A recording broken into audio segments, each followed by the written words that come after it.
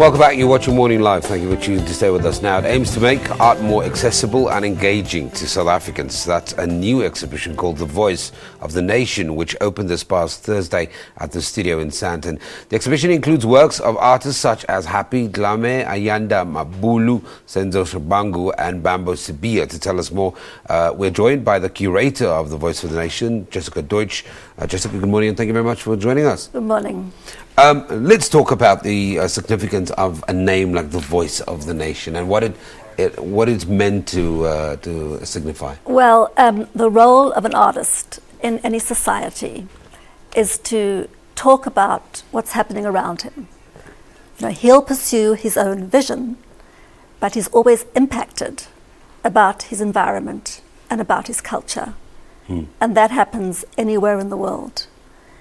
And so in looking at making art accessible and making people feel it's not elitist and they can cross over into the gallery, I put things on the wall which they could identify with.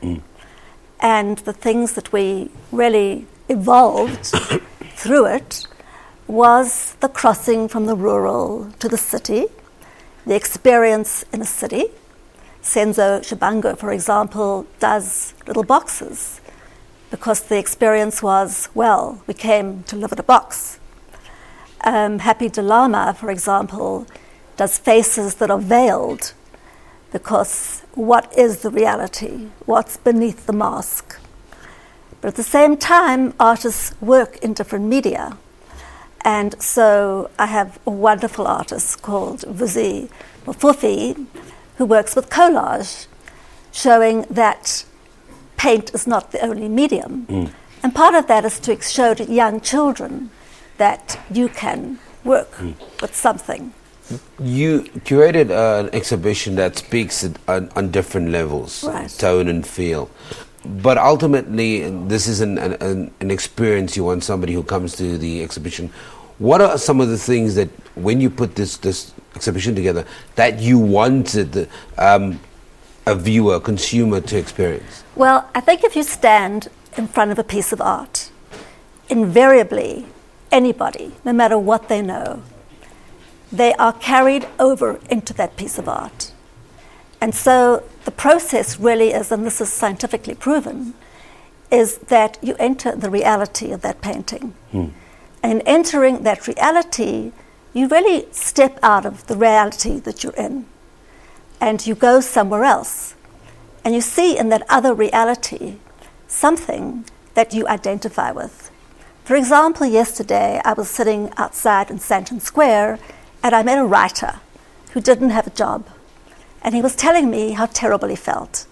And I asked him to come into the exhibition. And I showed him a painting of children clinging onto something in the sky. And I said, you know, this is what life's about. You have to cling and you have to aspire. And he looked at the painting and he said, you know, that really makes me feel different. And you were able to help him move through that process? I really helped him move from feeling really desperate to feeling I'm not the only one. And inspired. And he was inspired. Let's quickly talk about making art accessible, because we talk about it in the intro and the ability for everybody to be able to have access to it. Why was that so important? It's important because you don't have to feel you have to walk in there and look at the value and know if you should buy it or not buy it, and can you understand it? Are you going to look stupid? The art there has no prices on it. The art there is something that's, what I put up was colorful, was lively, was the whole exhibition is something that makes you feel you're stepping into magic. And that is what makes art accessible. It's not something that's incomprehensible. It's not, I did have some abstract painting in there, but it's not something that you feel is miles away out of your experience. Here it's part of your life. What surrounds you is South Africa. Let's talk about some of those pieces, because there are dreams of the future, and then there are artworks featuring monkeys and astronauts. Right. It must be incredibly difficult maybe to answer the next question, because you are the curator and you need to have this overall view and kind of deal with many aspects of this exhibition. Right. But what was your highlight putting it together?